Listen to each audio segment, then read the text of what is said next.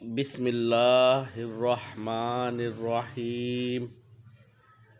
شروع اللہ کے نام سے جو بڑا مہربان نہایت رحم والا ہے۔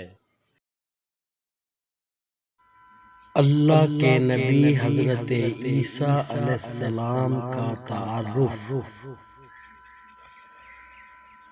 حضرت عیسیٰ علیہ السلام بنی اسرائیل میں مبعوث ہونے والے آخری نبی تھے۔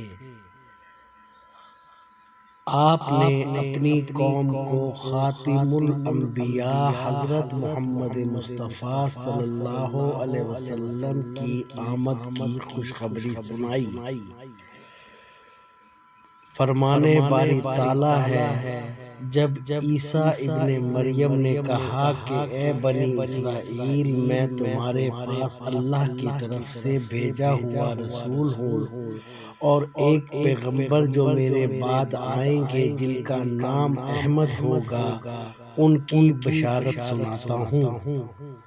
حضرت عیسیٰ علیہ السلام کے بعد تقریباً 600 سال تک کوئی نبی نہیں آیا۔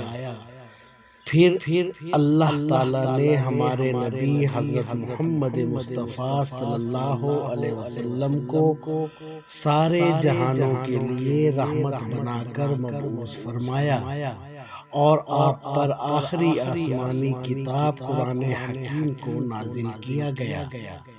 حضرت عیسیٰ علیہ السلام پر انجیل نازل فرمائی گئی۔